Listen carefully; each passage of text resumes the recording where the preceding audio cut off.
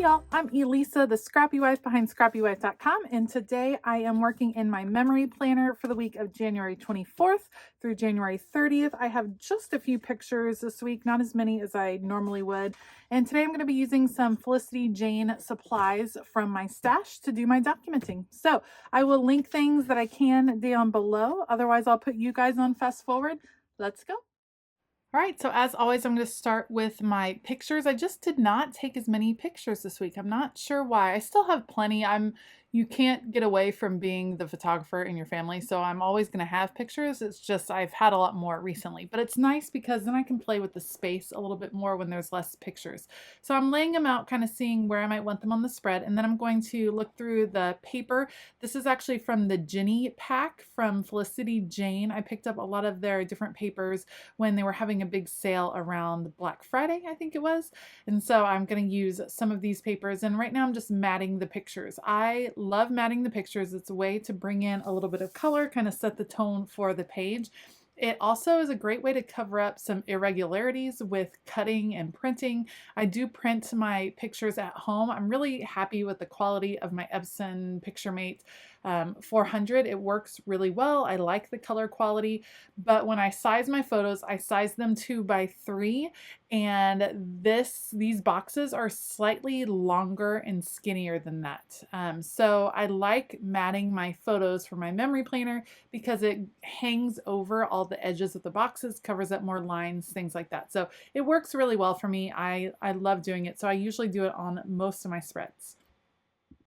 Something else I like to do is make sure that I balance out my papers. So if I use one paper on the left side of the spread, I definitely want to make sure I'm going to use it on the right side as well. So that's what I'm doing here, just balancing out the yellows and the deep turquoise blues. I am going to choose this star paper, and you can see I'm just going to tear it and use it over here on the side. I don't usually use the sidebar. I know a lot of people actually use that for the writing in their memory planner. I've seen other people use it as a place for overflow pictures.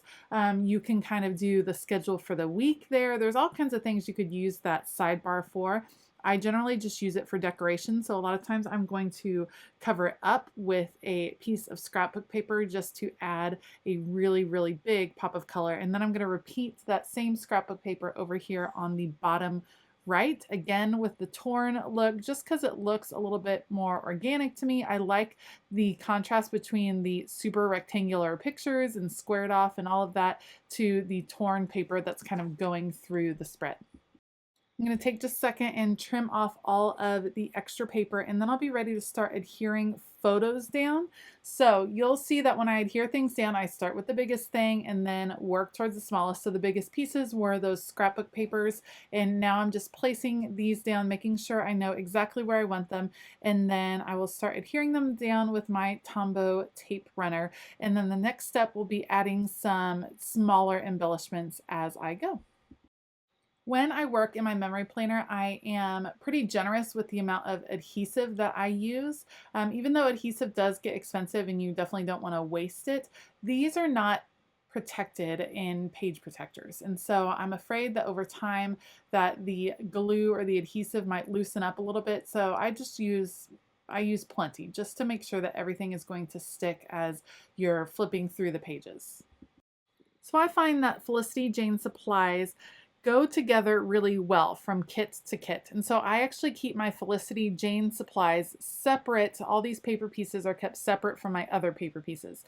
And I keep them in a clear acrylic organizer. And so I just pull out the drawers, and now I'm just going through to find some different elements that have a lot of the same color scheme. I went with words first, so I chose the words smile, fun, happy moments. I also have one that says creating is my happy place. That will not make the final cut.